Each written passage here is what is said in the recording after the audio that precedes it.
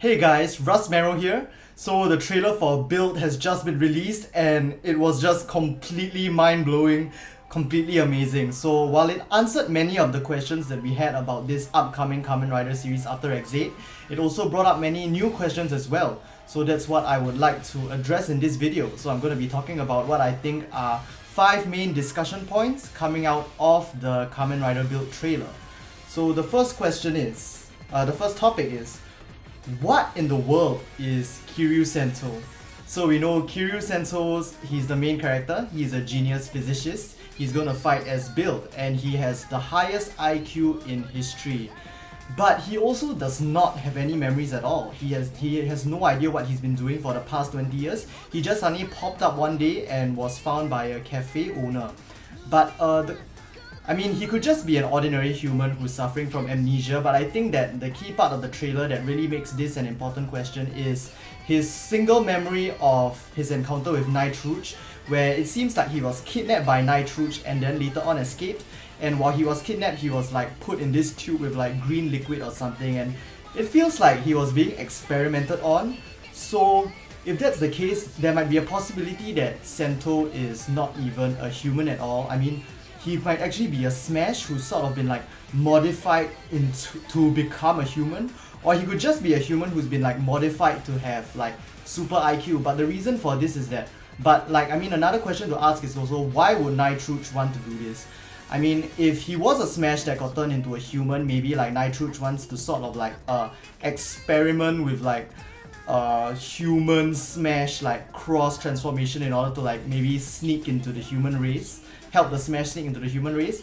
And if it's like intentionally trying to create this genius who's like smarter than anyone else who's ever before, maybe it's because the Smash needs someone of that genius, of that intellect, in order to carry out one of their secret master plans, whatever that is. But yeah, until we've got that truth revealed, I think we can't really say for certain who or what exactly Kiryuu Sento is, and I think it's really interesting. It's a bit similar to like M's own backstory in X8, where like at the start of the series we have like this whole mystery surrounding M, like why is he able to transform into a gamer drive about the operation and stuff like that. So I think like that was something cool that they managed to pull over from X8 and applying it to Build as well. So that's all for the first topic. And the second thing I want to discuss is, what exactly are the Smash, and what's their relationship with the giant wall? Okay, so we know that the Pandora's box was found on Mars 10 years ago and then was brought back to Earth. And the moment it was brought back, that's when the giant wall came out and the Smash started appearing. Now let's think about the name, Smash. And yet, even though they are named the Smash and they appeared at the same time as the wall, so we have the Smash and the wall. And it sounds like based on their name, they are creatures who like have a goal of like smashing the wall, you know, destroying the wall, getting through the wall.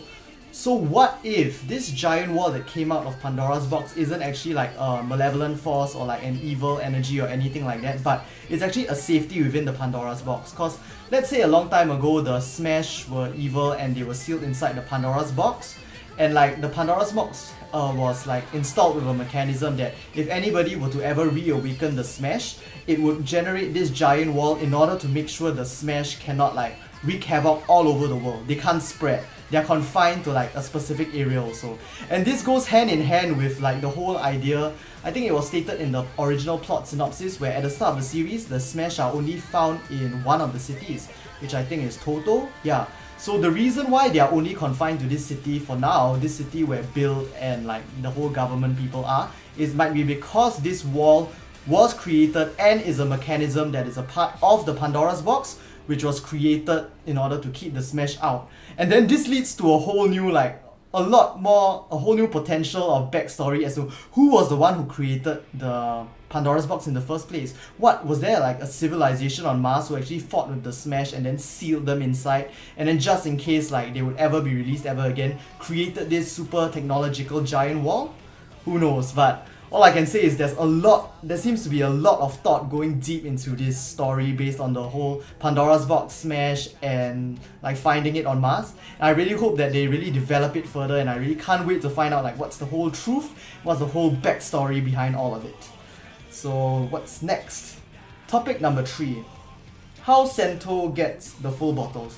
So in my previous discussion video of the series, I was saying it would be cool if, since Sento is a genius physicist, he would like research the enemies and then based on the smash he has to defeat, create new full bottles in order to fight them. But based on what the trailer has shown, it looks like it's going to be different. So Sento is actually going to be able to harvest full bottles from the smash. So in the trailer we saw like one white spiky smash dude. I'm assuming that's the hedgehog smash, which is probably going to be the first smash that Sento is going to fight and defeat and get the full bottle off. But let's say I think like maybe he just rider kicks the smash and they explode and then they leave behind a material which is known as the full bottle. So they could either leave behind like maybe a deactivated grayed out full bottle, or I think it would be cool if like when they explode they actually like release the liquid from the full bottle and then Sento has like some equipment to capture the liquid into full bottles. But that one we'll just have to wait for the first episode to find out. But in any case, he'll just end up with a bottle with like the smash material. So for example, after defeating the hedgehog smash, he'll have like the sort of hedgehog full bottle, but he won't be able to use it yet. He'll have to purify it first, and the only person who's able to purify it is the cafe owner's daughter. I think her name was Misora, who is like the female supporting character of this series. Now why this is interesting is this. Why on earth does this random girl of all people have a mysterious power that has something to do with like the smash and is able to purify the smasher's materials into a usable material that the main character Ryder can use? And this isn't the only case of a human character within Build story who has a smash related ability. So if you watch the trailer, the secondary protagonist, which is Banjou Ryuuga, the guy who escaped from prison and the guy who apparently holds the key to Sento's memories, in his character description on the Kamen Rider Build website, I think, it says that he has the ability to sense the smash, which is how he's able to like escape from he uses that ability to sort of like escape from Sento, who's chasing him, and also like the police and the special forces as well. So now we know that there are two people with smash related abilities. This seems to suggest that there's this really weird underlying connection between the human and the smash. So all this time I've been sort of vocalizing the idea that maybe the smash was sealed in the Pandora's box, you know, maybe they were like monsters from Mars and when they were brought over they got released.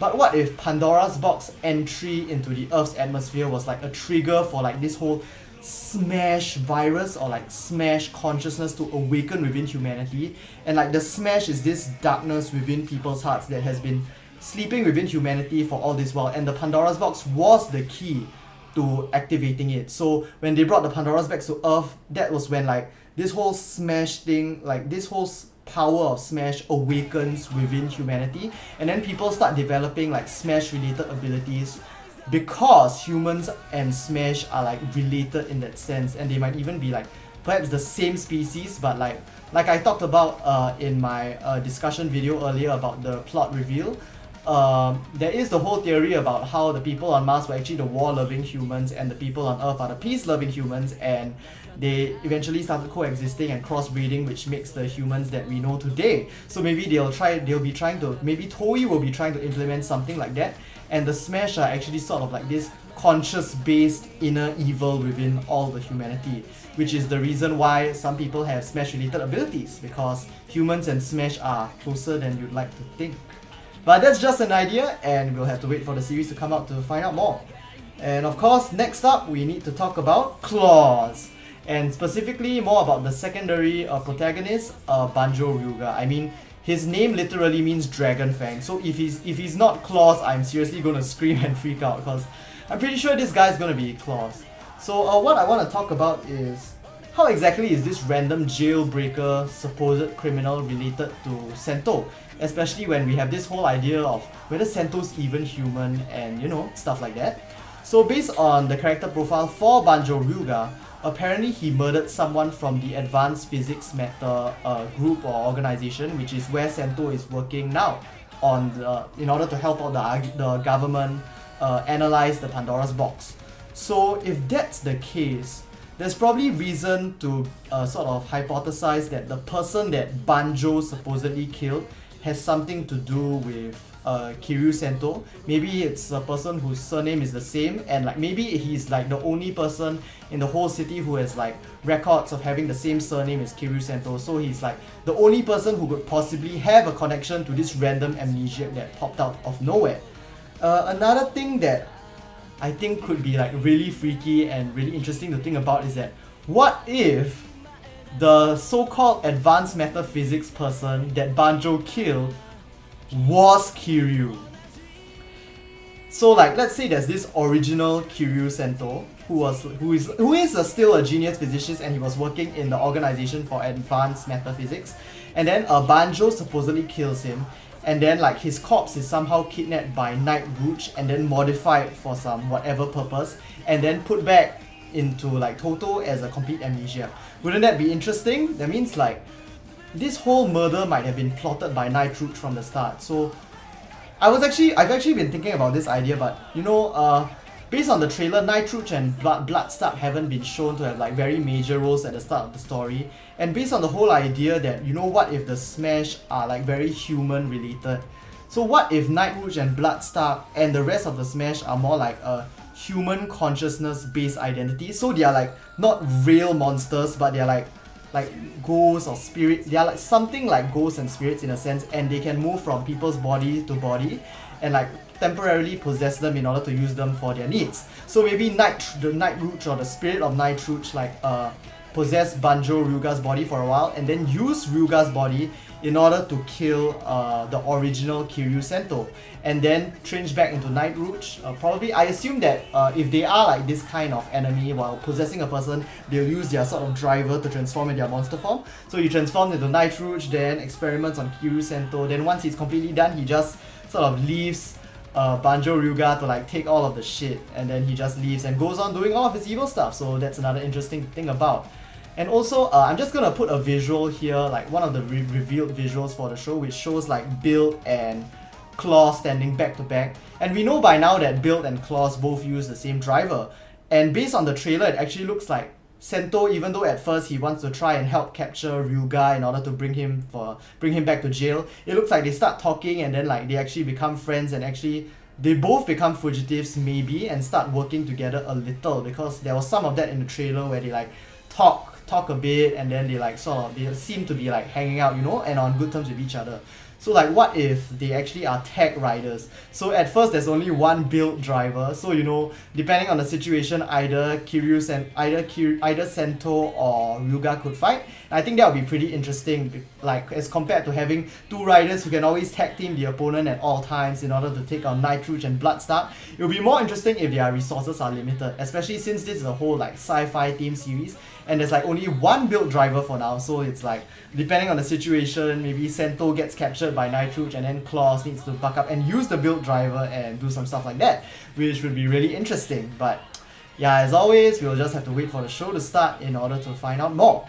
And finally, the fifth point I want to discuss is the government involvement. So this series has quite a few parallels with like the other Neo Heisei riders that have come before.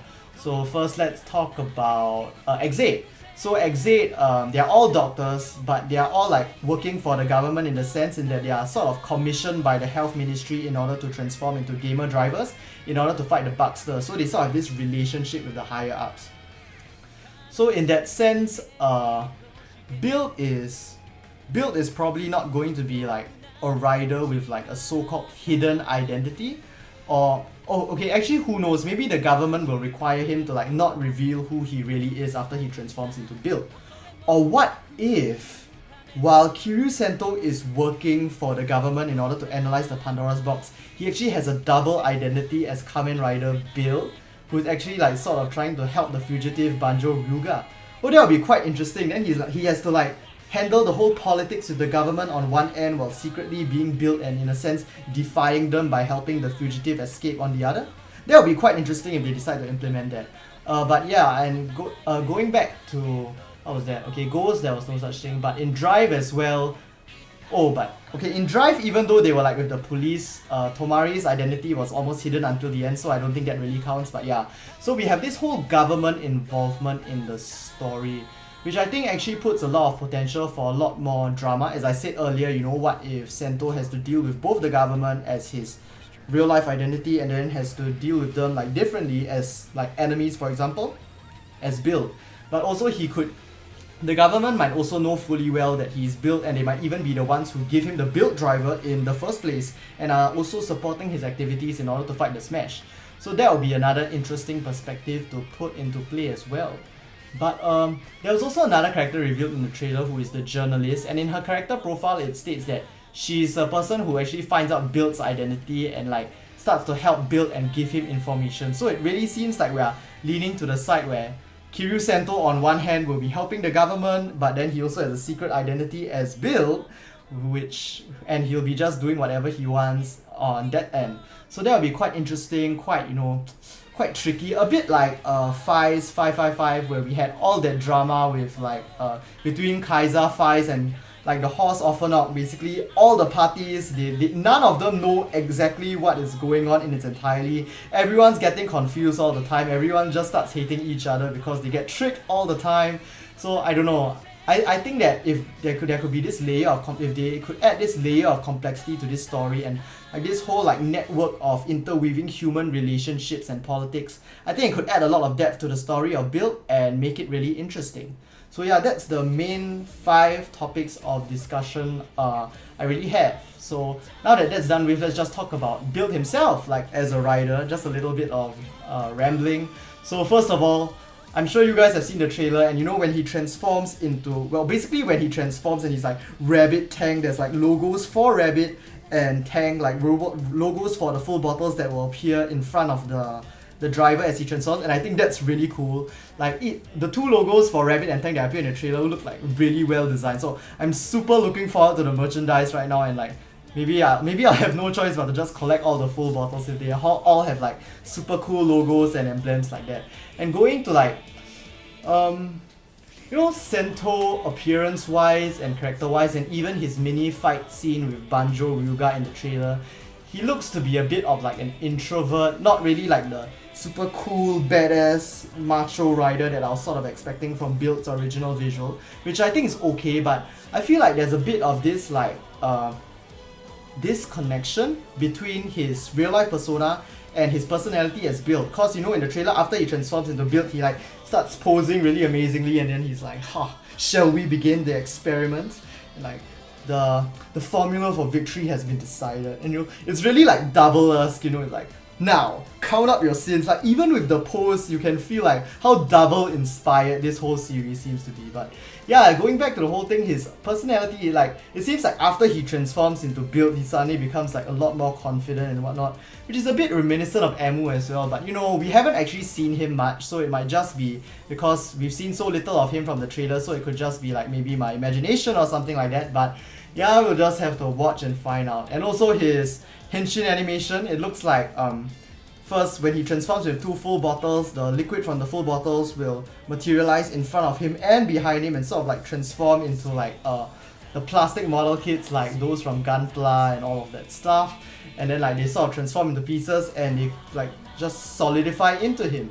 But in the trailer, I mean, they split it into 3 different scenes. So there were 2 scenes where it showed Sento transforming with the driver and the model kits, like the model kit parts appearing in front of him and behind him. But in the last scene, it did show him as Build with completely transformed and the parts in front of him and behind him as well.